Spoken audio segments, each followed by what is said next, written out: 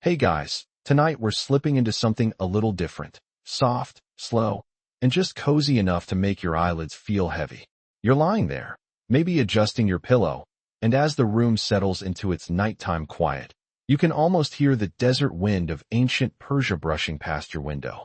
We're diving into a world where predicting rain wasn't just about checking your phone's weather app. Because, let's be honest, if you had lived back then, without notifications, without radar maps, without that little cartoon cloud with 3 raindrops, you probably wouldn't survive a week. So, before you get comfortable, take a moment to like the video and subscribe, but only if you genuinely enjoy what I do here. And hey, tell me in the comments where you're watching from and what time it is for you right now. Now, dim the lights, maybe turn on a fan for that soft background hum, and let's ease into tonight's journey together. You're walking, well, more like sleepwalking, into the heart of ancient Persia. The sand under your feet shifts gently, warm even at dusk, and the sky is a giant sheet of fading gold. You hear distant chatter carried by the breeze, the kind that feels like it's been traveling for miles across the desert before deciding to whisper right into your ears. And the funny thing is, these people around you aren't looking at you strangely for wandering in half-dream mode. They're all staring upward, heads tilted, eyes narrowed, like they're trying to decode a cosmic group chat the gods forgot to mute. Because to them, the sky is not just there, it's a living thing.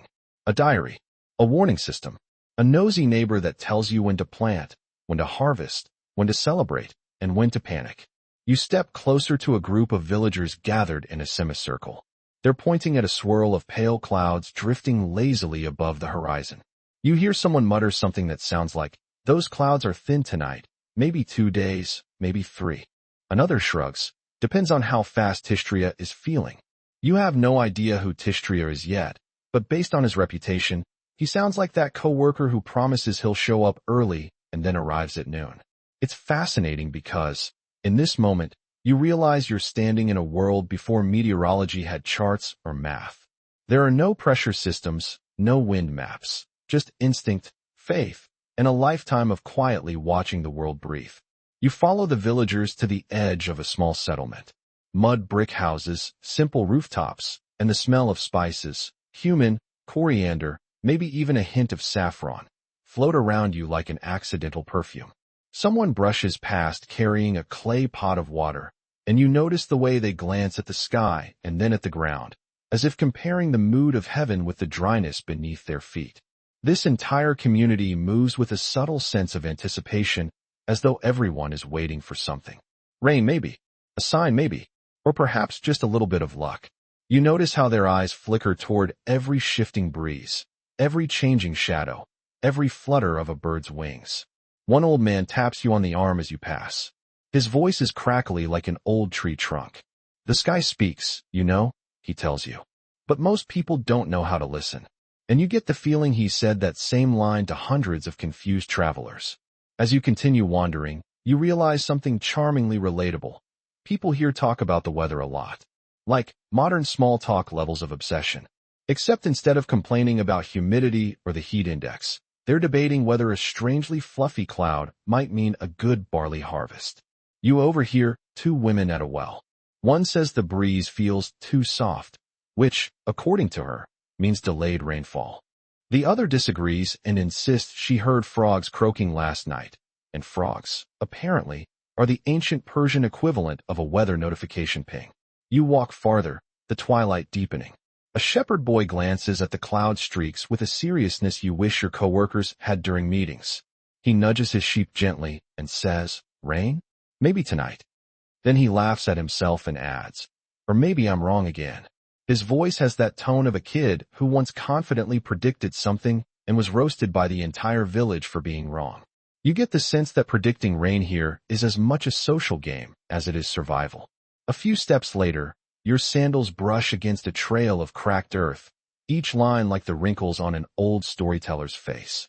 You kneel down, touching the ground, feeling how it holds heat like a stubborn memory. For a moment, you catch the faintest scent of something earthy, almost like petrichor, but not quite. The villagers notice it too. Several lift their heads, sniffing, murmuring soft guesses. Maybe rain, maybe not. Historians still debate whether the people of this region truly understood the chemical reasons behind that scent or simply treated it as a mystical sign. It's one of those questions scholars love to argue about over tea while pretending they're not slightly annoyed with each other. You look back up at the horizon. The sun dips lower, melting into the land like honey dripping slowly off a spoon. Colors smear across the sky, soft pink, muted orange, a little violet lingering at the edges. It's breathtaking, like the world is giving you a lullaby in the form of a sunset. You breathe in deeply, letting the warmth settle in your chest. Somewhere behind you, someone starts humming a tune, a slow, repetitive melody used for calming animals before nightfall. It works on you too. Your shoulders loosen, your steps slow. But here's the beautiful contradiction. While everything feels calm, there's also a quiet tension hovering in the air. Because in ancient Persia, rain meant life. No rain meant a bad year. Maybe hunger, maybe struggle. Every cloud mattered. Every gust of wind had meaning. This wasn't a world where you could shrug and say, it'll rain eventually. No, people lived close to the earth, so close that even tiny shifts in temperature carried stories. As you walk past a family preparing their evening meal, flatbread warming on a simple clay stove, the smell making your stomach growl a little, you see a child tracing shapes in the dirt. He draws a large cloud with little dots falling out of it. A simple picture, but you feel the weight of it. This is hope. This is memory. This is survival put into a child's doodle. Then a gentle breeze lifts your hair, almost playfully. The villagers notice. Many turn toward the same direction at once. It's subtle, but their collective movement sends a shiver through you. They've been watching the sky since morning, reading every tiny clue. And now, with night rising like a curtain, they're waiting for that final hint. The old man from earlier gives you a knowing smile. Stay awake, he says softly, and you might learn what the sky wants to say tonight.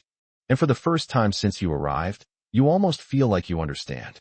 Hey guys, tonight we're slipping into something a little different. Soft, slow, and just cozy enough to make your eyelids feel heavy. You're lying there, maybe adjusting your pillow, and as the room settles into its nighttime quiet, you can almost hear the desert wind of ancient Persia brushing past your window. We're diving into a world where predicting rain wasn't just about checking your phone's weather app. Because, let's be honest, if you had lived back then, without notifications, without radar maps, without that little cartoon cloud with 3 raindrops, you probably wouldn't survive a week. So, before you get comfortable, take a moment to like the video and subscribe, but only if you genuinely enjoy what I do here. And hey, tell me in the comments where you're watching from and what time it is for you right now. Now, dim the lights, maybe turn on a fan for that soft background hum, and let's ease into tonight's journey together. You're walking, well, more like sleepwalking, into the heart of ancient Persia. The sand under your feet shifts gently, warm even at dusk, and the sky is a giant sheet of fading gold. You hear distant chatter carried by the breeze, the kind that feels like it's been traveling for miles across the desert before deciding to whisper right into your ears. And the funny thing is, these people around you aren't looking at you strangely for wandering in half-dream mode. They're all staring upward, heads tilted, eyes narrowed, like they're trying to decode a cosmic group chat the gods forgot to mute. Because to them, the sky is not just there, it's a living thing. A diary, a warning system, a nosy neighbor that tells you when to plant, when to harvest, when to celebrate, and when to panic. You step closer to a group of villagers gathered in a semicircle. They're pointing at a swirl of pale clouds drifting lazily above the horizon. You hear someone mutter something that sounds like, "Those clouds are thin tonight, maybe 2 days, maybe 3. Another shrugs, "Depends on how fast Tishtria is feeling." You have no idea who Tishtria is yet, but based on his reputation, he sounds like that coworker who promises he'll show up early and then arrives at noon. It's fascinating because, in this moment, you realize you're standing in a world before meteorology had charts or math. There are no pressure systems, no wind maps, just instinct, faith, and a lifetime of quietly watching the world breathe. You follow the villagers to the edge of a small settlement. Mud brick houses, simple rooftops, and the smell of spices, cumin, coriander, maybe even a hint of saffron, float around you like an accidental perfume. Someone brushes past carrying a clay pot of water, and you notice the way they glance at the sky and then at the ground, as if comparing the mood of heaven with the dryness beneath their feet. This entire community moves with a subtle sense of anticipation, as though everyone is waiting for something. Rain maybe, a sign maybe, or perhaps just a little bit of luck. You notice how their eyes flicker toward every shifting breeze, every changing shadow, every flutter of a bird's wings. One old man taps you on the arm as you pass. His voice is crackly like an old tree trunk. The sky speaks, you know, he tells you. But most people don't know how to listen. And you get the feeling he said that same line to hundreds of confused travelers. As you continue wandering, you realize something charmingly relatable. People here talk about the weather a lot. Like modern small talk levels of obsession. Except instead of complaining about humidity or the heat index, they're debating whether a strangely fluffy cloud might mean a good barley harvest. You overhear two women at a well. One says the breeze feels too soft, which, according to her, means delayed rainfall. The other disagrees and insists she heard frogs croaking last night, and frogs, apparently, are the ancient Persian equivalent of a weather notification ping. You walk farther, the twilight deepening. A shepherd boy glances at the cloud streaks with a seriousness you wish your coworkers had during meetings. He nudges his sheep gently and says, "Rain? Maybe tonight." Then he laughs at himself and adds, "Or maybe I'm wrong again." His voice has that tone of a kid who once confidently predicted something and was roasted by the entire village for being wrong. You get the sense that predicting rain here is as much a social game as it is survival. A few steps later, your sandals brush against a trail of cracked earth, each line like the wrinkles on an old storyteller's face. You kneel down, touching the ground, feeling how it holds heat like a stubborn memory. For a moment, you catch the faintest scent of something earthy, almost like petrichor, but not quite. The villagers notice it too. Several lift their heads, sniffing, murmuring soft guesses. Maybe rain, maybe not. Historians still debate whether the people of this region truly understood the chemical reasons behind that scent or simply treated it as a mystical sign. It's one of those questions scholars love to argue about over tea while pretending they're not slightly annoyed with each other. You look back up at the horizon. The sun dips lower, melting into the land like honey dripping slowly off a spoon. Colors smear across the sky, soft pink, muted orange, a little violet lingering at the edges. It's breathtaking, like the world is giving you a lullaby in the form of a sunset. You breathe in deeply, letting the warmth settle in your chest. Somewhere behind you, someone starts humming a tune, a slow, repetitive melody used for calming animals before nightfall. It works on you too. Your shoulders loosen, your steps slow. But here's the beautiful contradiction. While everything feels calm, there's also a quiet tension hovering in the air. Because in ancient Persia, rain meant life. No rain meant a bad year. Maybe hunger, maybe struggle. Every cloud mattered. Every gust of wind had meaning. This wasn't a world where you could shrug and say, it'll rain eventually. No, people lived close to the earth, so close that even tiny shifts in temperature carried stories. As you walk past a family preparing their evening meal, flatbread warming on a simple clay stove, the smell making your stomach growl a little, you see a child tracing shapes in the dirt. He draws a large cloud with little dots falling out of it. A simple picture, but you feel the weight of it. This is hope. This is memory. This is survival put into a child's doodle. Then a gentle breeze lifts your hair, almost playfully. The villagers notice. Many turn toward the same direction at once. It's subtle, but their collective movement sends a shiver through you. They've been watching the sky since morning, reading every tiny clue. And now, with night rising like a curtain, they're waiting for that final hint. The old man from earlier gives you a knowing smile. "Stay awake," he says softly, "and you might learn what the sky wants to say tonight." And for the first time since you arrived, you almost feel like you understand. The rain is falling steadily now, each drop making a soft, steady sound as it hits the earth, the rooftops, and the leaves above. The air smells fresh, like nature itself is taking a deep sigh of relief. You stand there, a part of this moment, listening, absorbing the rhythmic sound that only a good rain can bring. It's hard not to feel connected to the people around you, as though the rain, the earth, and the sky have come together just for this one beautiful moment.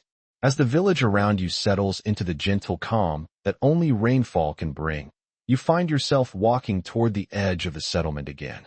The old man from earlier, the one who spoke of the rain coming, is still there. He's leaning against a mud brick wall, looking out into the night. His face is illuminated by the faint glow of the lantern light, his features softened by the shadow of the rain. He turns to you, his eyes piercing even in the dim light. "You see," he says, his voice low, as if he's just waking up from a long slumber. "The rain is not just a gift. It's a reminder." He pauses, watching the drops fall with quiet reverence. A reminder of what we've learned, of what the land teaches us. You nod, unsure what exactly he means, but something in his tone makes you feel like you're standing in the presence of something ancient, something that transcends time itself. It's a simple statement, but it feels profound, as though the old man has unlocked a secret that only a few, like him, truly understand. The rain is not just water falling from the sky. It's a lesson, a reminder of the fragile connection between the people of this land and the earth that sustains them. A reminder that they've always been dependent on nature's mercy, and yet they've learned to read its subtle signs, to anticipate its moods with remarkable accuracy. You can't help but think of how differently we live today. With all our technology, our gadgets, our satellite systems, it's easy to forget that we're not as in control as we think. Rain, sunshine, wind, storms. All of these forces are still far beyond our ability to predict with perfect accuracy. Even with all the modern tools we have at our disposal, there's always that element of uncertainty, that tiny spark of the unknown that reminds us of how much we don't understand. As you turn back to look at the village, you notice that the people are no longer standing in silence. The rain has brought with it a quiet celebration. Some of the villagers have begun to sing softly, their voices rising with the steady beat of the rainfall. A few others are gathering around the fire, their laughter mixing with the gentle patter of rain on the roofs. The mood is infectious, a feeling of calm joy that seems to spread through the entire village like a wave. It's strange, but you start to feel that same joy, that same calmness. It's as though the rain has washed away some invisible weight that had been resting on your shoulders. You stand there for a moment, just watching, listening to the sounds of life around you. The rain, the singing, the laughter, all of it blending together in a harmonious lullaby. You can't help but feel a sense of peace settle into your bones, as if the earth itself is cradling you, inviting you to rest. As you move closer to the fire, you feel the warmth on your skin, the heat mixing with the coolness of the rain that has soaked into your clothes. The contrast is strange but comforting, a perfect balance between the warmth of the fire and the coolness of the night. The flames flicker in the rain, casting dancing shadows on the mud walls of the settlement. The smoke rises gently into the air, mixing with the dampness of the rain in a way that makes everything feel timeless, like you've stepped into a moment that could have existed 1,000 years ago or yesterday. A young boy, no older than 10, approaches you, holding a small bowl of food in his hands. He smiles shyly and offers it to you. It's a simple meal, bread, dried fruits, and a few pieces of cheese, but it's the kind of meal that feels more significant in moments like this. You take the bowl, grateful for the gesture, and sit down by the fire. The rain continues to fall, steady and sure, as the village around you begins to settle into a peaceful rhythm. As you eat, the old man who had spoken to you earlier sits beside you. His gaze is still fixed on the sky, as if he's waiting for something. After a moment, he turns to you and says, "The rain will stay for a while, but it's not the rain we watch for. It's what comes after." He pauses, his eyes gleaming in the firelight. "You see, when the rain stops, the earth will stir, the crops will grow, and we will begin again." You chew slowly, trying to process his words. There's something about the way he says it that makes you feel like he's speaking not just about the rain, but about life itself, about how everything is cyclical, how the world doesn't just move forward, it repeats, over and over, in an eternal cycle of beginnings and endings, rain and drought, growth and decay. The night continues to unfold around you, the fire crackling, the rain pattering on the earth, and the village settling into its quiet rhythms.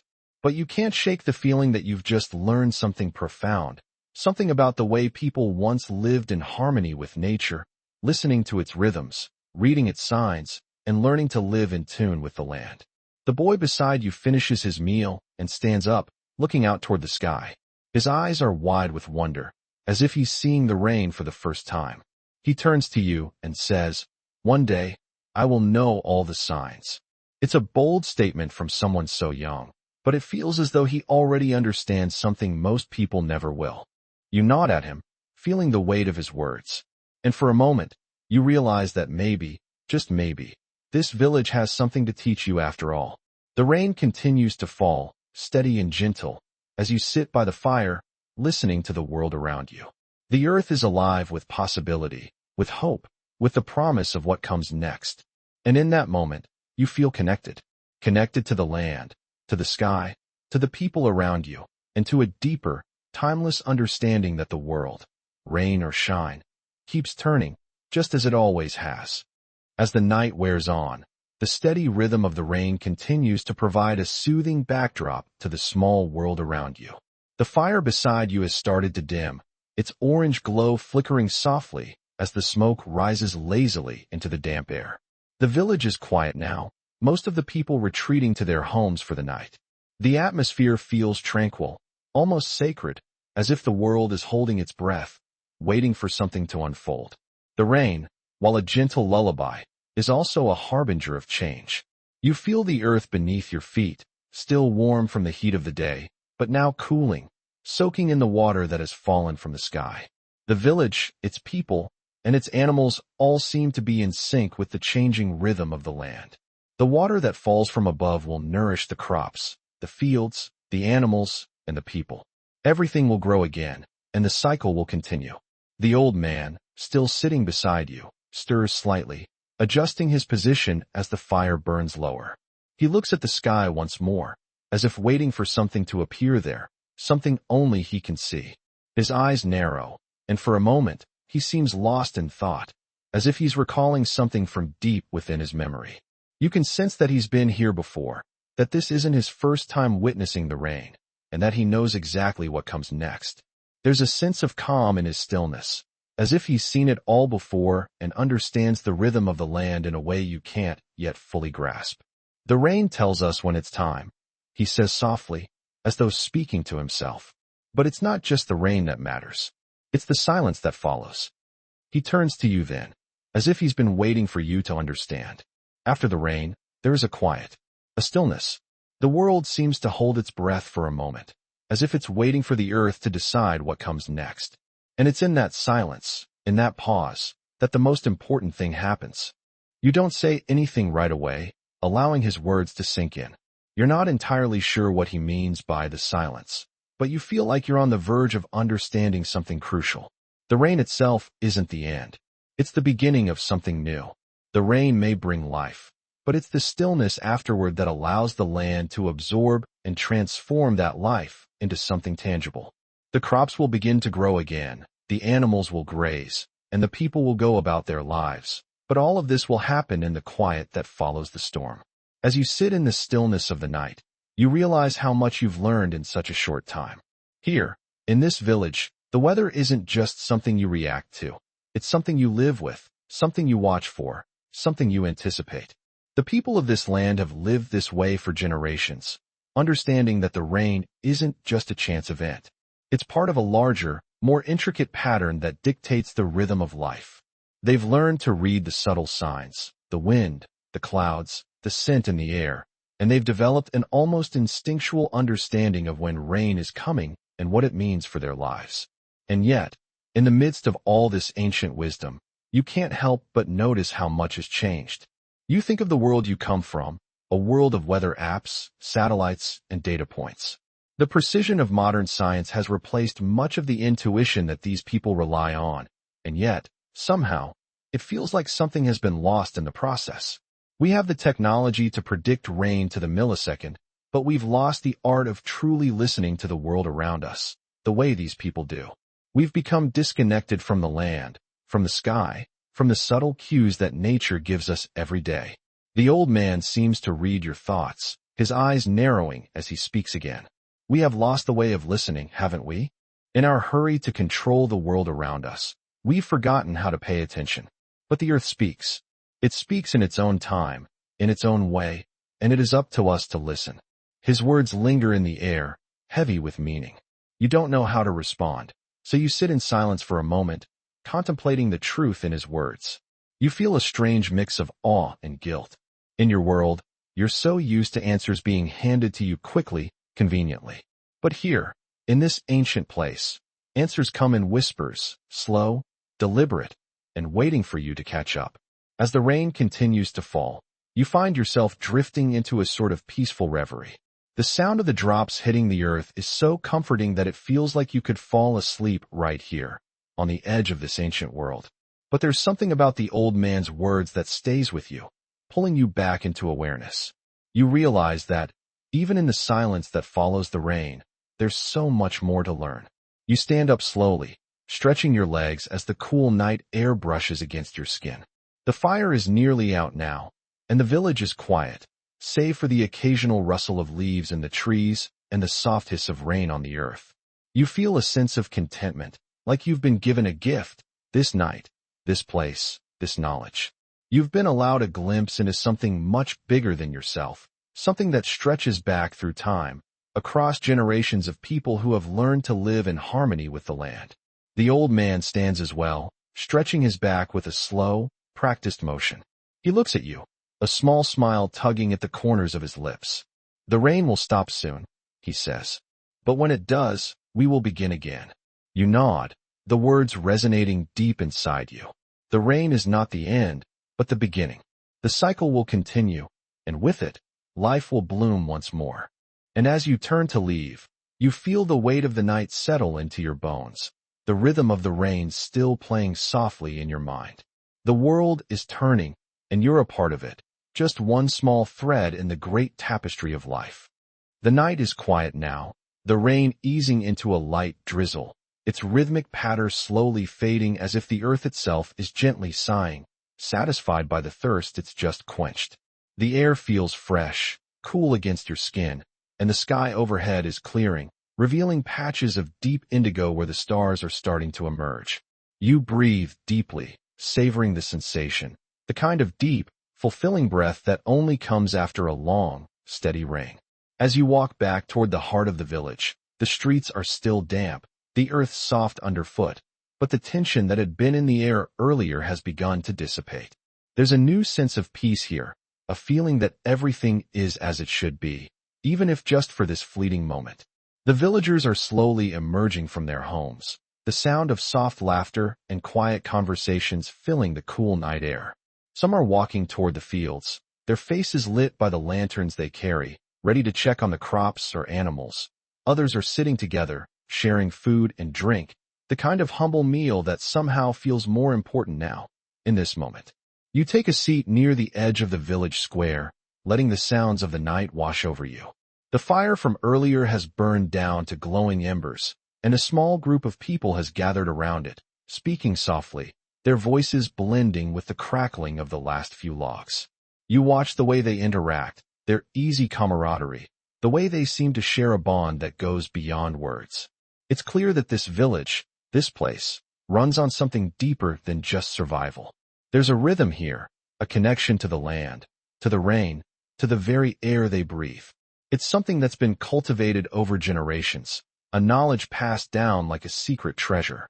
The old man from earlier approaches once more, his steps slow, deliberate, as if he too is savoring the stillness.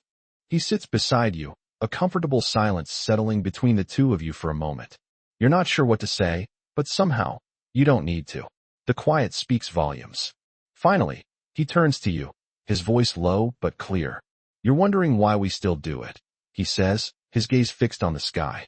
Why we still look to the rain, to the signs of the earth, when we know that the world has changed, that we don't need to rely on the clouds or the wind anymore.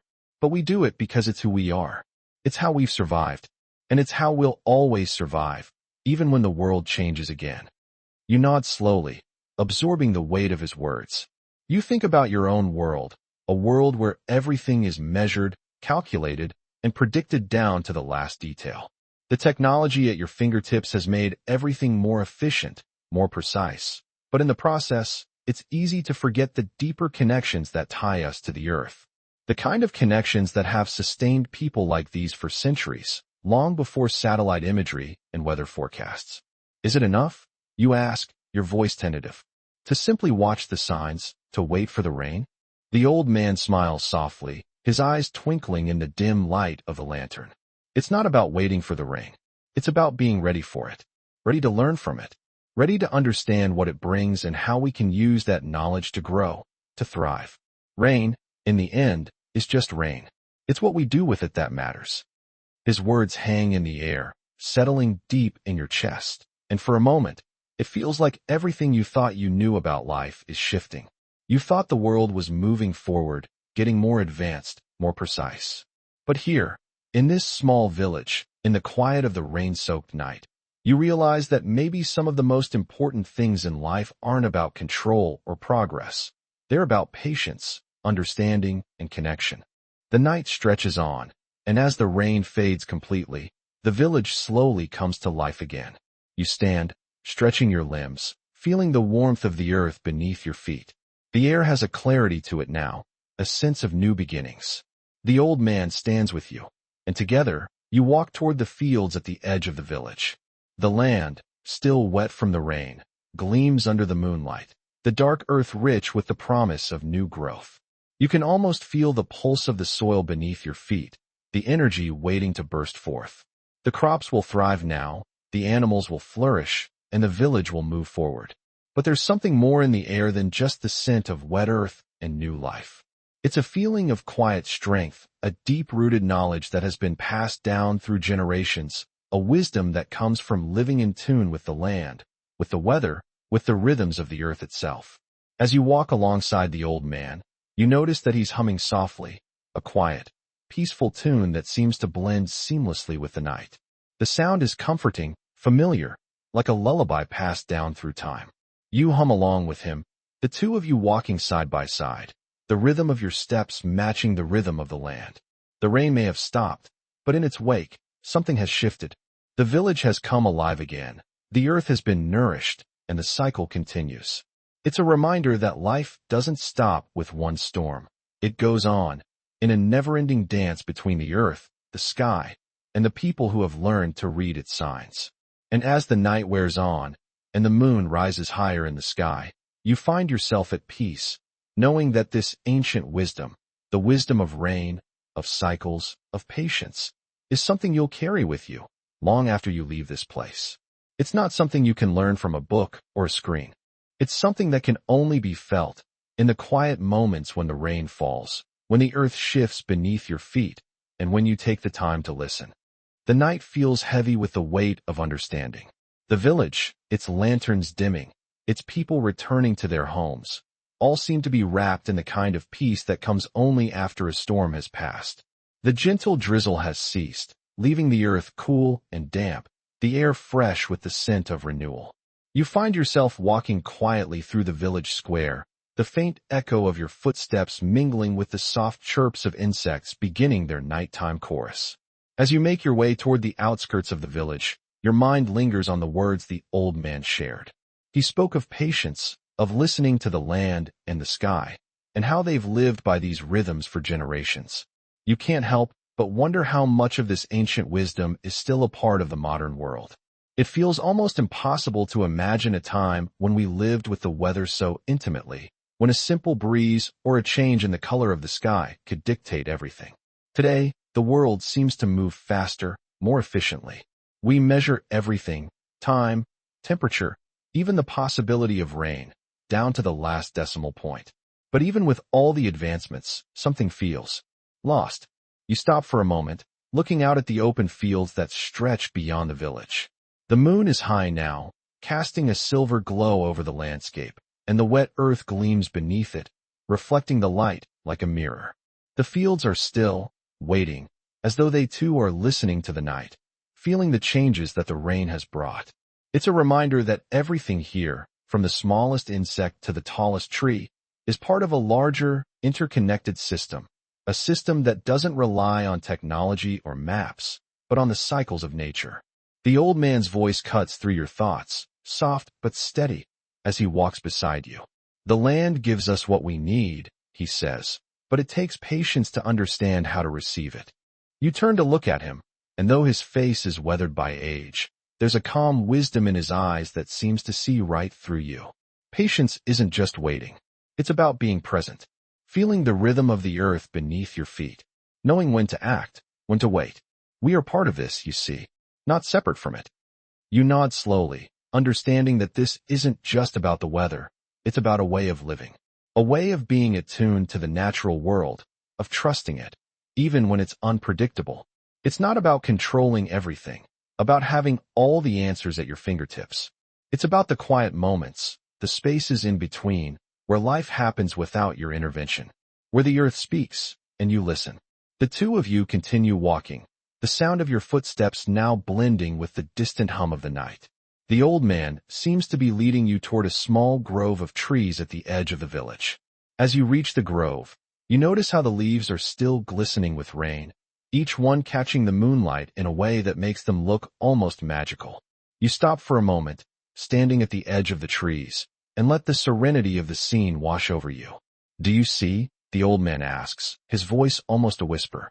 The trees, they are listening too. They know the rain has come, and now, they wait for the earth to absorb it, to use it. They are patient. They know that after the rain comes the growth.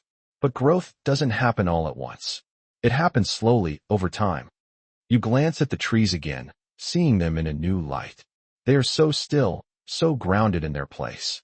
But within that stillness, there is a quiet, slow process of growth, a process that cannot be rushed. It's a powerful image, one that you can't help but apply to your own life. How often do you try to rush things, to force growth, to control outcomes? How often do you forget that growth takes time, that it's a process of being patient, of waiting for the right moment? The old man watches you, his eyes soft, as though he knows exactly what you're thinking. He doesn't speak again, but he doesn't need to. The silence between you is filled with understanding. You feel a sense of gratitude for this moment, for this quiet exchange of knowledge. You're beginning to see the world in a different way. The rain, the earth, the trees, they all have something to teach you. And the more you listen, the more you realize how little you truly understand. The wind picks up slightly, rustling the leaves above you. The old man lifts his hand, feeling the breeze on his palm, and you follow his gaze up to the sky. The clouds have parted even more, revealing the vast expanse of stars above. It's a beautiful sight, one that feels humbling and infinite. In this moment, you feel small, but in a comforting way. You are a part of this world, a small thread in the vast tapestry of life. And for once, you understand that it's okay not to have all the answers.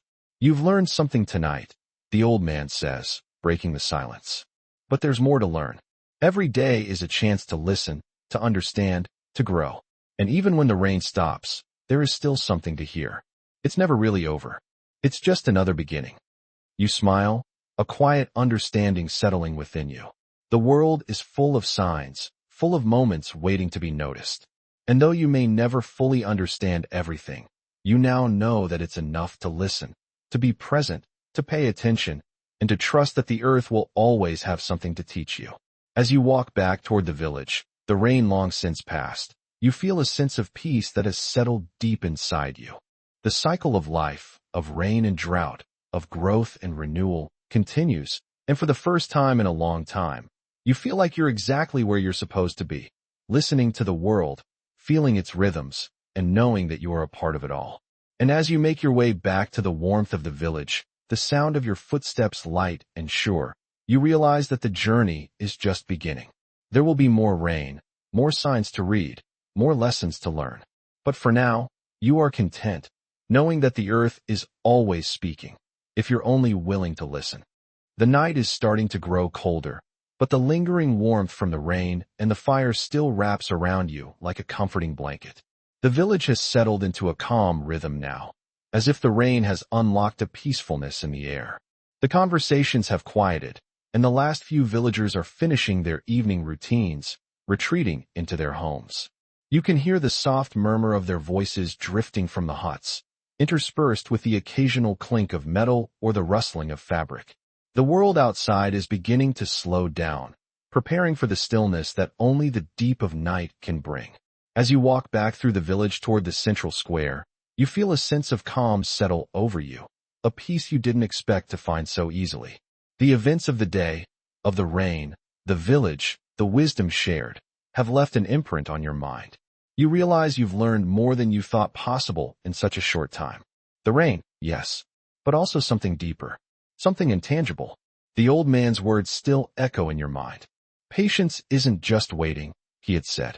It's about being present. That's the key. In a world that moves so quickly, it's easy to forget that life isn't just about getting from one place to the next. It's about being in the moment, feeling the rhythms around you, listening to the quiet messages the world sends, and allowing them to guide you. You reach the center of the village and sit down on a stone bench beneath a small fig tree. The air smells different now, clean and fresh, and the faint hum of insects fills the space between the soft sounds of distant conversations. You close your eyes for a moment, breathing deeply, allowing the night to wash over you.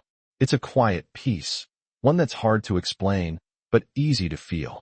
It feels like you've stepped into a different pace of life, a rhythm that's slower, more deliberate, and infinitely more connected to the world around you.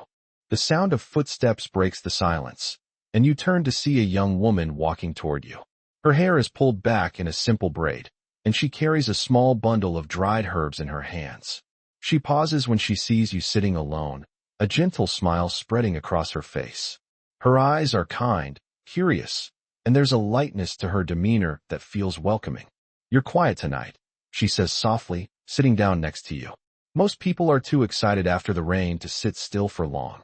You smile at her, feeling the weight of the evening's lessons still settling in your chest. "I've been thinking," you reply, "about the rain, about the way people here understand it." She nods, her eyes brightening as though she's glad to hear you're thinking deeply about the world around you. "Yes," she says, her voice carrying a quiet certainty. "We have always listened to the rain. It teaches us things, in ways that only the earth can." She pauses, looking up at the dark sky, her gaze distant for a moment, as though she's listening to something you can't hear. "There's more to the rain than just water," she continues, her tone contemplative. "It brings a kind of life with it, yes. But it also brings change, and change is something we all have to embrace if we want to grow. You can't resist it. You have to listen to it, accept it, and then use it to move forward." Her words stir something within you, like a piece of understanding that you hadn't fully grasped until now. Change. The rain isn't just a way to replenish the earth. It's a symbol of the constant flow of life, of the way everything moves forward, transforms, and renews itself. And just like the land, people must learn to embrace that flow, to accept change, not as something to fear, but as something to work with. The woman's voice draws you back to the present. "But," she adds, her smile deepening, "it's not just about what the rain brings. It's about what we do with it afterward. How we choose to move forward when the storm has passed. That's what makes the difference." You look at her, at the ease with which she speaks of change and growth, and you realize how much you still have to learn. How much you still need to embrace the rhythm of life, to move with the flow of time, rather than against it. The rain has stopped, but the world hasn't. The people here know that. They know that after the rain, the work begins. The planting, the tending, the growing. And just as the earth continues to turn, so does life continue to move forward, with or without you. There's a small group of children running past, their laughter echoing in the night air as they chase each other between the lanterns. The energy they carry feels like an explosion of life, so carefree, so full of joy. It's a stark contrast to the peaceful stillness of the night, but it feels like a reminder that even after the rain, life still moves with its own energy, its own pace. You watch them for a moment, feeling the simplicity of their joy, and then turn back to the woman beside you. She's watching the children too, a look of fondness in her eyes. "It's a good time to be alive," she says softly, her voice carrying a quiet, gentle warmth. "Every day is a gift. Every rain is a new beginning." You nod, knowing she's right. The rain might have stopped, but its impact is still present. The earth is still wet, the air still cool, and the night still holds a sense of quiet magic that you didn't fully appreciate until now. It's in these small, subtle moments that life reveals its true beauty. The moments when you stop rushing, Stop trying to control everything and simply be. The village around you is still awake, the sounds of life continuing to ripple through the air. You stay where you are, the quiet of the night filling you with a deep sense of gratitude. The lesson, you realize, isn't just about understanding the rain. It's about understanding the moments that follow. The stillness, the growth, the change, all of it. And how, in the end, it's all connected. The old man's words resurface in your mind. It's not the rain that matters. It's what we do with it. And you realize, with a soft smile, that this is exactly what you've been learning all along. It's not the storm you need to fear. It's how you choose to walk through the calm that follows. You take one last deep breath, letting the peace of the night fill you. And in that moment, everything feels exactly as it should. The night deepens, its cool embrace wrapping tighter around the village. The lanterns flicker softly, casting gentle, dancing shadows against the walls. The laughter of the children has quieted, and now only the sounds of nature fill the air. Crickets chirping in rhythm, the occasional rustle of leaves as a breeze moves through, and the distant call of an owl. Everything feels serene, like the earth itself is settling into sleep after the storm, ready to rest, to heal, to prepare for the next cycle. You sit with the woman for a while longer, content to let the quiet of the night wash over you. Her words, simple but profound, continue to echo in your mind. Every rain is a new beginning, she had said. And in that moment, you start to realize how much truth there is in that statement. It's not just about the rain itself, but about what comes after. It's about what you choose to do when the world settles after a storm, when the skies clear and the earth begins to breathe again. In the silence, you find yourself thinking back on the day, the rain that fell, the lessons that were shared, the way the village seemed to come alive in response to the storm. It's funny, really, how something as simple as the weather can change everything. The rain had been a reminder, a pause in the rhythm of life, and in that pause, people had found meaning. They had found a connection, not just to the land, but to each other. And in the stillness that follows, they all seem to know, whether they're aware of it or not, that life will go on. The cycle will continue. You stand up slowly, stretching your legs, and look around. The village, though small, feels like a microcosm of the world itself. It's a place where people have learned to live in harmony with nature, to read its signs, to listen to its whispers, and to work with it, not against it. There's no rush here, no hurry, just a quiet, steady movement forward, like the ebb and flow of the tide. The old man from earlier is still standing near the edge of the village, gazing out at the fields. You can see the faint outline of his figure against the backdrop of the starlit sky, and something about the way he stands, silent, still, grounded, makes you want to join him. You walk over to him, your footsteps soft on the damp earth, and when you reach him, he doesn't turn to acknowledge you. Instead, he continues to look out over the land, his expression thoughtful. For a moment, neither of you speaks. The night is so quiet that it feels like the world is holding its breath. Then, as if sensing your presence beside him, the old man finally turns to you. His eyes are wise, knowing, and his lips curl into a faint smile. You've been thinking, he says, his voice low, carrying the weight of years of lived experience. About the rain, about what comes after. You nod, surprised at how clearly he's read your thoughts. It's almost as if he's been walking beside you, listening to the questions in your mind. Yes, you reply. I think I understand it now. The rain is not just a thing that happens. It's a part of a cycle, a part of something much bigger than just the weather. The old man's smile deepens, and for a moment, you feel like you're on the verge of something important. His eyes flicker to the sky again, his gaze softening as he speaks. Everything in life is connected, he says, his voice almost a whisper. The rain, the earth, the plants, the animals, the people, it's all part of the same rhythm. And we, as humans, are just a small part of it. We don't control the rain, we don't control the land, but we are a part of it. And if we listen, if we learn to live in tune with the earth, we can find harmony in that connection. His words hang in the air, heavy with meaning. You find yourself thinking about them, about how much they resonate with the life you've known. In a world that values control, certainty, and efficiency, the idea of living in tune with the earth feels almost revolutionary. It's not about conquering the world around you. It's about coexisting with it, listening to it, understanding its rhythms, and moving with them rather than against them. You look out at the fields, illuminated by the soft glow of the moon. The crops are wet from the rain, the earth dark and glistening beneath the stars. It's a quiet, peaceful sight, one that feels timeless. You realize, then, that the old man is right.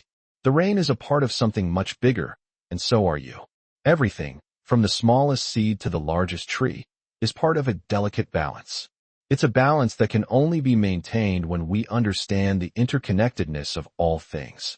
For the first time, you feel a deep sense of gratitude for the rain, for the land, for the people here, and for the opportunity to witness it all. You may not have all the answers, and you may never fully understand the mysteries of the world, but there is peace in that. There is peace in knowing that you don't need to have control over everything. You just need to listen, to pay attention, and to trust that the world will unfold as it should. The old man turns to you, his expression kind. You've learned much in a short time, he says, his voice full of quiet approval. But remember, the lesson doesn't end with the rain. It never does. There will always be more to learn. The earth will always speak, and if you're willing to listen, it will guide you. You smile back at him, feeling a sense of peace settle deep within you. I'll listen, you say, your voice steady. I'll keep listening. And as the night stretches on, you stand there with the old man, listening to the sounds of the village, the soft rustle of the trees, the distant hum of the earth beneath your feet. The rain has passed, but its lessons remain, woven into the very fabric of the land, into the rhythms of life that continue, day after day, year after year. You don't need to know what comes next. All you need to do is listen and trust that the world will show you the way. The evening air has cooled considerably, but the feeling of warmth still lingers in your chest. The sky above is clear now, the stars bright and unyielding in their eternal watch over the earth. As you stand there with the old man, the peaceful stillness of the village around you feels almost like a living, breathing entity. Everything has returned to its natural rhythm, as though the rain was merely a brief interlude in a much larger, ongoing song. The old man's gaze is fixed once again on the horizon, and you can see that his thoughts are far beyond the small village, beyond even the land that stretches out before you. It's as if he's seeing something that you can't yet comprehend, something hidden just beyond the veil of the present moment. You can't help but wonder how much he knows, how much he has seen in his lifetime, and what wisdom he has gathered from the world around him.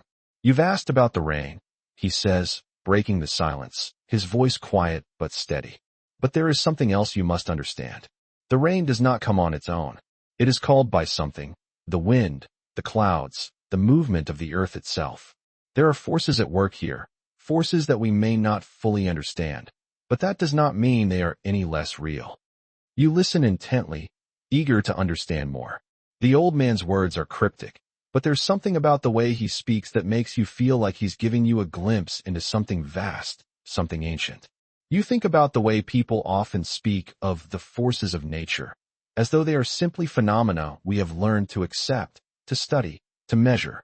But the old man speaks of them like they are old friends, trusted companions who have been with humanity since the beginning of time. The rain, he continues, is part of a cycle. It is part of a much larger pattern, one that the earth follows, one that the sky follows. But it is also part of us. We, too, are part of this pattern. When we understand the rhythm of the land, when we listen to the signs, we can work with it. We can guide it, just as the rain guides the crops, just as the wind carries the seeds. His words feel heavy with meaning, as if they carry the weight of generations, of people who have lived and died, who have planted and harvested, who have watched the seasons change and the skies shift in ways that are beyond comprehension. You realize that what he's talking about isn't just the rain. It's the very essence of life itself. It's the ebb and flow, the cycles of growth and decay, the way everything is constantly moving, changing, and evolving. It's not just about waiting for the rain, the old man says, turning to face you fully. It's about understanding when to act, when to wait, and when to trust the land to do what it knows best. You nod, absorbing the weight of his words. There's a truth in them that resonates deeply, something primal and ancient that feels as though it's embedded in the very fabric of the world. It's a truth that speaks to the core of human existence, The understanding that we are not separate from nature, but a part of it, bound to it in ways that go beyond simple logic or reason. We live with the earth, with the seasons, with the cycles of life and death, just as we live with the rain, the wind, and the stars. The night around you feels even more peaceful now, the stillness broken only by the faint sound of crickets, the rustle of the trees, and the occasional distant bleat of a goat. The air is thick with the scent of wet earth and fresh rain, and you can feel the moisture in the air, like the land is still breathing, still soaking in what has been given. Everything feels alive in this moment, as though the earth itself is telling its own story, one that's been passed down through generations, one that will continue long after you're gone. For the first time, you feel small in a way that doesn't make you anxious. It's a humbling feeling to know that you are just a small piece in a much larger puzzle. The land, the sky, the rain, the people, all of it is interconnected, and you are part of that connection. It's a comforting thought, even as it reminds you of your own transience in the grand scheme of things. You've learned much tonight, the old man says, his voice filled with a quiet pride. But the most important lesson is this. When you live with the earth, when you learn to listen to it, you don't just survive. You thrive. And the rain? It's just one part of the cycle. You stand there for a long time, watching the stars above, listening to the sounds of the night, feeling the earth beneath your feet. There's no rush, no hurry. Everything is unfolding at its own pace, and for once, you don't feel the need to control it. You simply watch and listen and wait. The old man turns to walk away, and you follow his lead, heading back toward the village. The air is crisp now, the last remnants of the rain fading into the distance. The world feels like it's at rest, like it's finally found its balance. The only thing left to do is wait for what comes next, and, just maybe, to trust that the world will continue to unfold as it should. You reach the village square, and the sounds of life begin to pick up again. The villagers are still awake, their conversations low but lively, and you can see the faint glow of lanterns moving from house to house. It feels like a new beginning, the end of one cycle and the start of another, and you realize that you've been a part of it all along. The rain may have stopped, but its lessons have stayed with you. The world, in all its complexity and simplicity, continues to turn. And you, like the people here, are ready to move with it. The village is still alive with soft murmurs and the occasional burst of laughter from a distant corner. The rain may have stopped, but its impact lingers in the very air, which feels fresher, more vibrant, as though it's been cleansed by the storm. You can hear the slow, steady rhythm of life picking back up. People moving around, tending to the animals, the sounds of footsteps against wet earth, the clink of cups as tea is shared between friends. The night feels peaceful, but it also feels full of potential, as if the world is waiting for something to happen, something new to unfold. You stand for a while in the center of the square, just taking it all in, the sights, the sounds, the smells. It's easy to forget how much you miss in your daily life, how much you overlook when you're so caught up in the constant rush of things. In the quiet of this village, you realize how often you've been moving too quickly, too focused on the next task, the next goal, the next deadline. But here, everything is happening slowly, purposefully, and the people around you seem to know exactly how to live in tune with it all. The old man, who has been walking alongside you, now comes to a stop near the edge of the village, where the path leads to the fields. His movements are slow, deliberate, each step measured, as though he's in no hurry at all. He turns to you once more, his eyes reflecting the soft light of the lanterns, and for a moment, there's a look in them that seems to say, "You've learned something, haven't you?" Sometimes, he says quietly, we get caught up in trying to control everything around us. We forget that the earth has its own way of doing things, its own rhythm. We can't make the rain fall when we want it, and we can't force the crops to grow faster. But we can learn to live with it. We can trust it. His words sit with you for a long time, resonating with the lessons you've learned over the course of the evening. Trust, patience, listening. These aren't just abstract concepts, but ways of being, ways of understanding your place in the world, in the grand web of life. They're not easy to practice, but they're necessary for living with a sense of peace, of connection. The world doesn't stop for us. It doesn't bend to our will. But when we listen, truly listen, and work with it, life flows a little more smoothly. You look at the old man, who is standing by the fields now, his gaze drifting across the crops, the earth, the night sky above. There's a peacefulness to him, an acceptance of life's flow, that you feel you've only just begun to understand. The rain has passed, but its lessons are still there, settling in your chest. There's something comforting in that, knowing that the world doesn't require you to have all the answers, that it doesn't expect you to have everything figured out. Sometimes, all you have to do is be present. As you stand beside him, watching the fields bathed in moonlight, you realize that you've become a part of this. Not just the village or the rain, but the way the world moves, the way time passes in cycles, in patterns. You've learned to live in sync with it, to trust that things will unfold in their own time, even when it doesn't seem clear at first. And somehow, that knowledge feels like a gift. Not something you could learn from a book or a screen, but something you feel deep in your bones.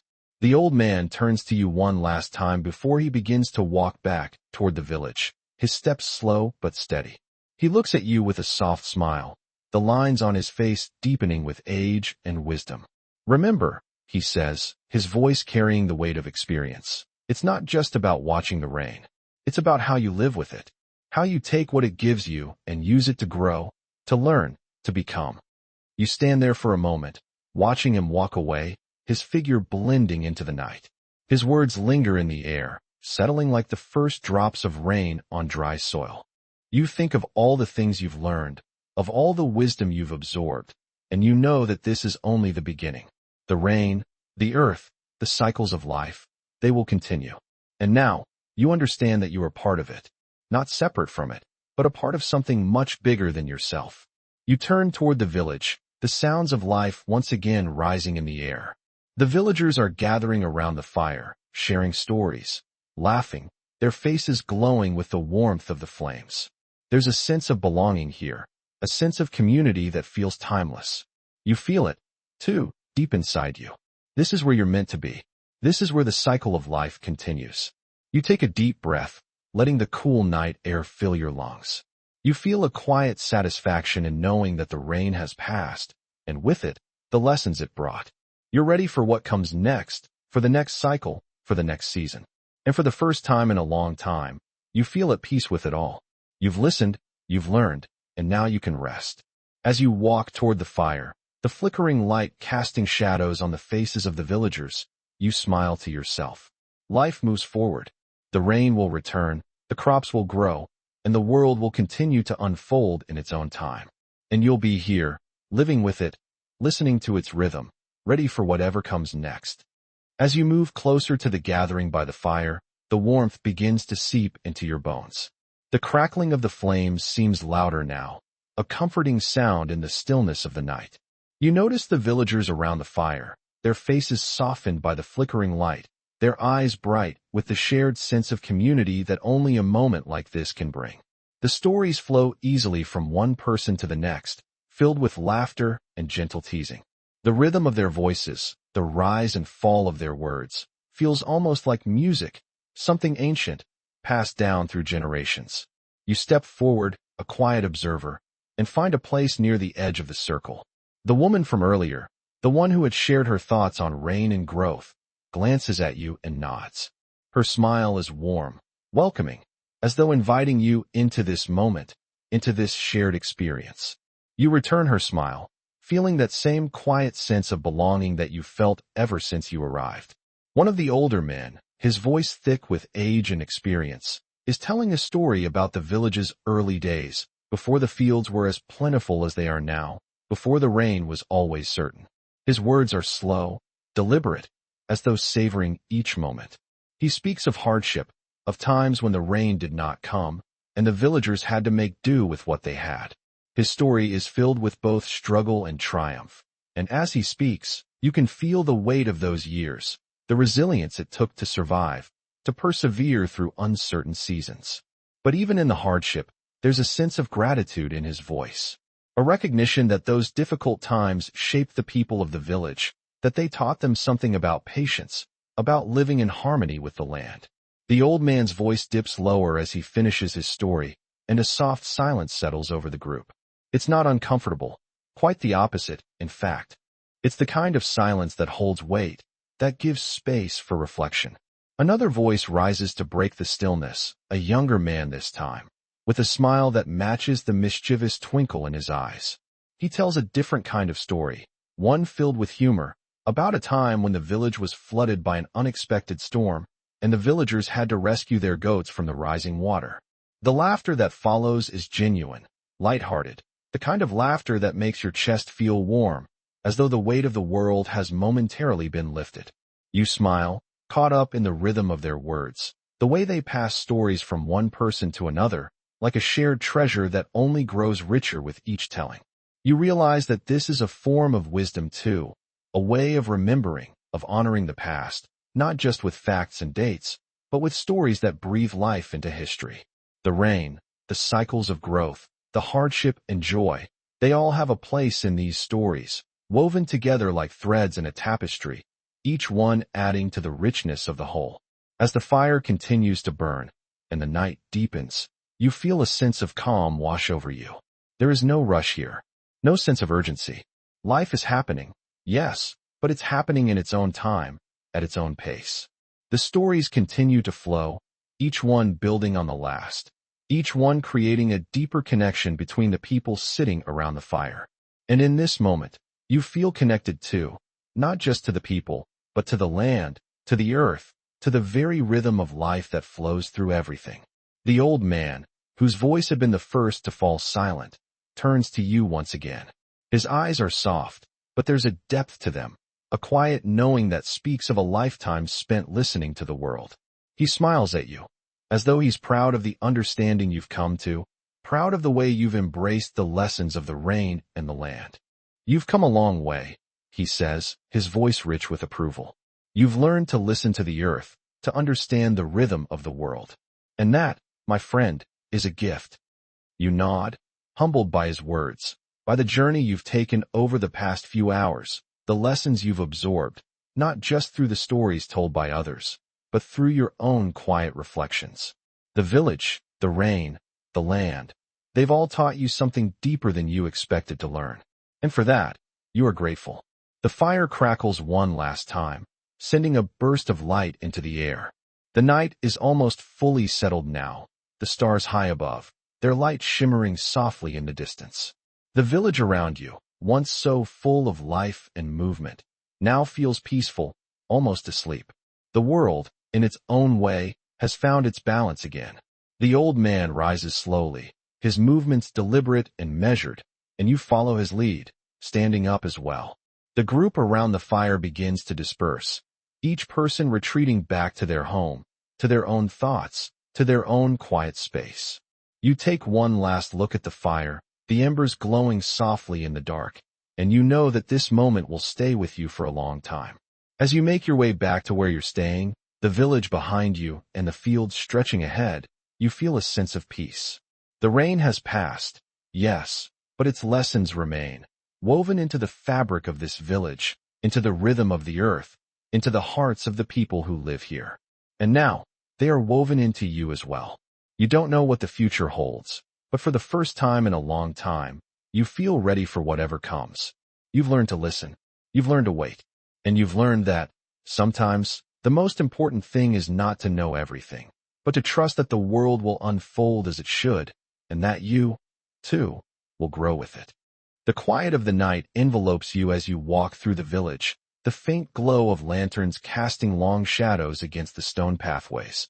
The air is cool now, the dampness of the rain still clinging to the earth, but the warmth of the fire lingers in your chest, a slow, comforting pulse that matches the rhythm of your steps. The village has returned to its usual calm, the hum of life softened by the night.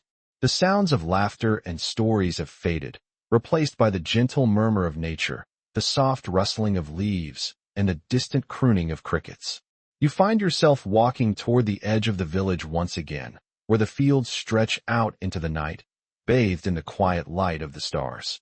The land feels different now, as though it has been reborn by the rain, its contours softened by the moisture, the earth refreshed. There's something about the night that makes the world feel infinite, as though you were standing at the edge of time itself, a moment suspended between the past and the future. The old man's words echo in your mind once again. The rain teaches us, but it's what we do with it that matters. You pause at the edge of the fields, looking out at the dark expanse before you. The lesson lingers, heavy and profound. It's not just about the rain or the cycles of nature.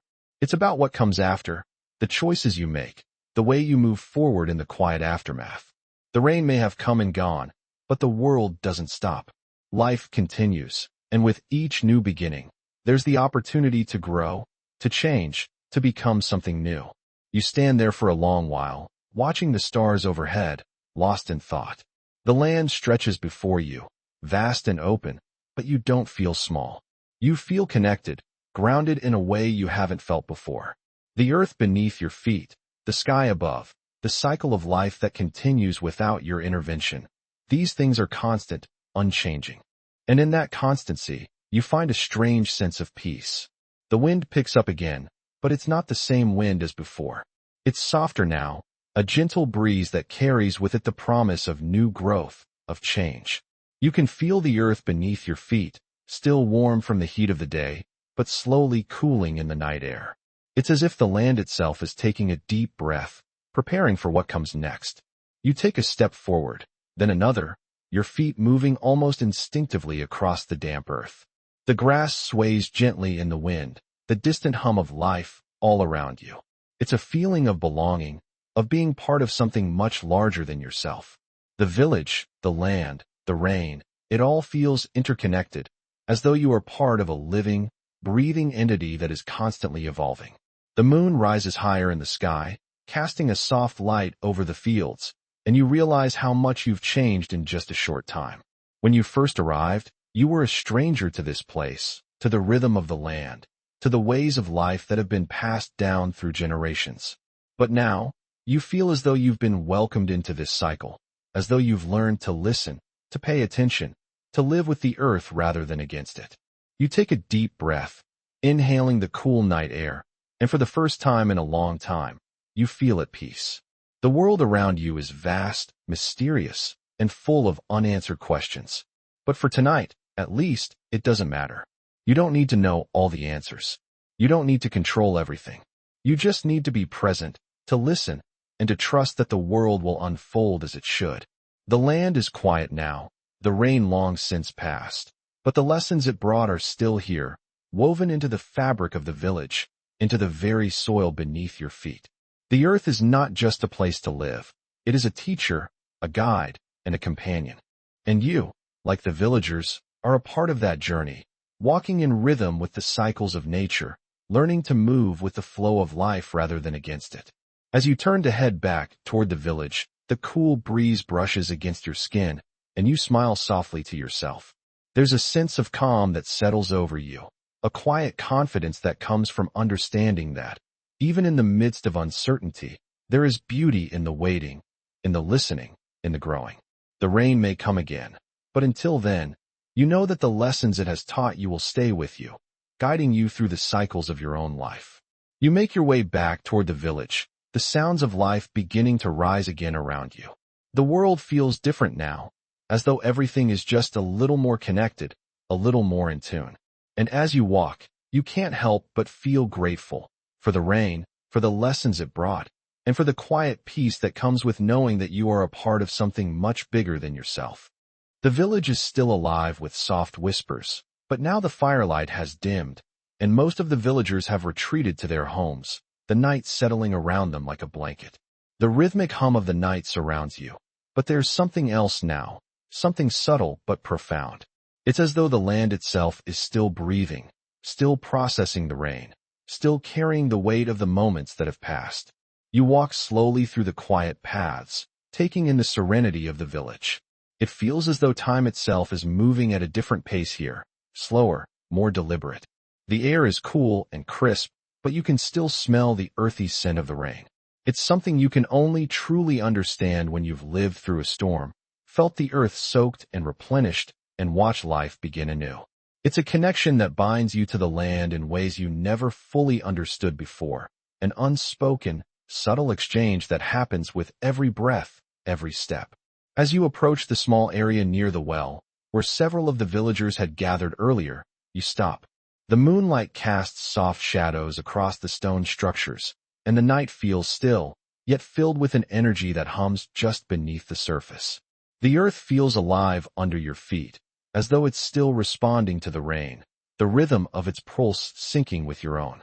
There's something deeply reassuring about the way the land holds its secrets, quietly processing the moments that pass, like a slow unfolding story. It strikes you then.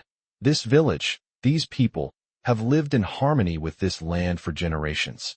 The land isn't just a place to them. It's a partner, a constant companion in their lives. They've learned to understand its language, to listen to its cues, to move with its cycles. They know that rain is not just an event, but a rhythm that must be respected and embraced.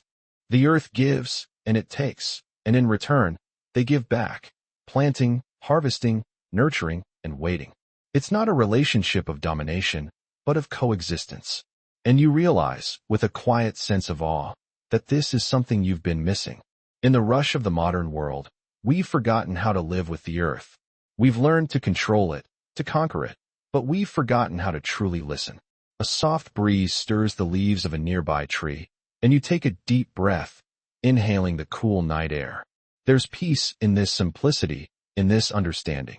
It's not about having all the answers or controlling the outcome. It's about living in the moment, in tune with the rhythm of life around you, and trusting that the land, the rain, the sky, all have their own way of guiding you. The old man's voice comes to you then, echoing in your thoughts. You will always learn from the earth. If you listen closely enough, it will tell you everything you need to know. You smile to yourself. His words, once simple and cryptic, now feel full of depth. There's truth in them, something you're only beginning to grasp.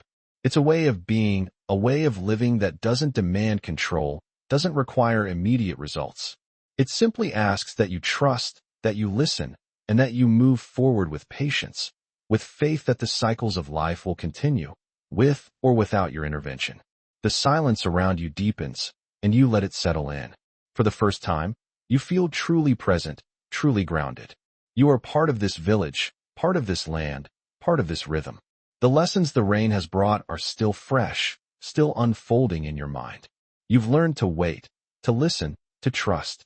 Now, you must carry these lessons forward, letting them guide you in the days to come. You turn back toward the heart of the village, the warm light of the remaining lanterns glowing softly in the distance. The sounds of life continue, steady and reassuring. The world is still turning, still moving, and you realize that there's no need to rush, no need to hurry. The rain has passed, the storm has ended, and now there is only the quiet unfolding of life, the promise of growth, of new beginnings. As you reach the center of the village, you pause for a moment, taking one last look at the night sky. The stars are scattered across the dark expanse, their light soft but steady. In this quiet, in this stillness, you feel a sense of peace, of belonging. The world, in all its vastness and complexity, is still moving around you. And all you have to do is be present, to listen, to trust, and to walk with the rhythm of the earth. The old man's words ring in your ears once more. The rain will come again, but the lesson stays with you. And you know, in that moment, that the lessons of the rain are not just about the weather. They are about life itself, about growth, about patience, about moving with the world rather than against it. And as you make your way back to the warmth of the village square, you carry those lessons with you, knowing that no matter what comes next, you are ready to listen, ready to trust, and ready to grow. As you make your way back into the heart of the village, the quiet hum of life surrounds you once again. The lanterns, now dimmed but still flickering, cast long, soft shadows across the path, creating a dance of light and dark that feels almost magical. The sounds of the village have settled into a peaceful lull, distant voices, the soft clink of a kettle being set down, the creak of wooden doors closing, all forming a symphony of familiar rhythms. You find yourself walking slowly, reflecting on the lessons you've learned, the peaceful rhythms of life here that you've come to understand in such a short span of time. The rain, the land, the stories, they've all taught you something deeper than you could have anticipated. It's not just about surviving the storm. It's about how you respond once the rain stops, how you embrace the silence and move forward, not in haste, but in harmony with the world around you. As you pass a small group of villagers gathered outside one of the homes, you notice the easy familiarity between them. There's no hurry, no rush. They sit, chatting quietly, their voices mixing with the occasional laughter that floats on the night air. It's a contrast to the hurried pace of your life before, a reminder that not everything needs to be accomplished in a single day. Sometimes, the most important moments are those spent in stillness, in patience, in quiet connection with those around you. You stop for a moment, taking it all in, the light, the laughter, the warmth of this small community. There's something comforting in it, something that makes the weight of the world feel just a little lighter. You realize that the lessons of the rain have extended beyond the storm itself. They've taught you about this community, about the way life can unfold when you let go of your need for control, when you allow yourself to be present, to trust the rhythms of the earth and of life. A young girl walks past, holding a small bundle of herbs in her hands. She glances up at you and offers a shy smile, which you return. Her innocence is a reminder of the simplicity of it all, the simplicity of life when you aren't constantly striving for something else. In this village, there is no rush to get ahead, no race to the future. The future comes when it's meant to, and in the meantime, life is lived in the present moment, in the quiet act of being. The cool night air wraps around you like a soft embrace, and for the first time in a long while, you feel a sense of calm that you can't quite describe. It's not the calm of having everything figured out. It's the calm of knowing that it's okay not to have all the answers. The rain has passed, the storm has ended, and now there is only this moment. And this moment is enough. You walk a little further, your pace slower now, as you near the place where you're staying. The sounds of the village grow quieter as you approach, the laughter fading into the background, replaced by the soft, steady rhythm of your own breathing. You feel a deep sense of gratitude for this experience, for the wisdom that has been passed down to you, for the lessons that have been shared with you so generously. You realize that you are leaving this place changed, not because of any grand epiphany, but because of the quiet, steady rhythm of life you've learned to embrace here. As you approach the small dwelling where you've been staying, you pause and look back over the village, the soft glow of the lanterns and the dark silhouette of the fields stretching out into the night. The sky is still clear, the stars scattered above like diamonds in a vast, endless ocean. The land, now quiet and still, feels like it's resting, preparing for the next cycle, the next phase of growth. The old man's voice echoes softly in your mind, his words steady and wise. The rain will come again, but the lesson stays with you. You smile to yourself, feeling a sense of peace settle deep in your chest. The rain may have passed, but the lessons of the land, the wisdom of this place, will stay with you long after you leave. You don't need to rush forward or chase after the future. Life will come in its own time, just as the rain will return when it is meant to. All you need to do is listen, trust, and move with the rhythm of the earth. With one last glance at the village, you turn and step inside, the warmth of the dwelling welcoming you. The quiet of the night fills the space around you, and you feel the weight of the day gently fall away. There is nothing more to do now but rest, to let the peace of this place settle in your bones, to carry the lessons of the rain and the earth into your own life, into whatever comes next. You lie down, the quiet hum of the world outside still present in the back of your mind. And as you close your eyes, you take a deep, steady breath. The rain has passed, but its lessons remain, woven into the very fabric of the night, of the land, and of your own heart. The night stretches on in peaceful stillness, and you drift between wakefulness and sleep, the world outside gently murmuring in the background, like a lullaby you can't fully hear but feel in your bones. It's the kind of quiet that settles deeply, that wraps itself around you like a thick, warm blanket, pulling you further into the depths of the present moment. You've learned so much during your time here, but there's still something in the air, something unspoken, that continues to shift within you.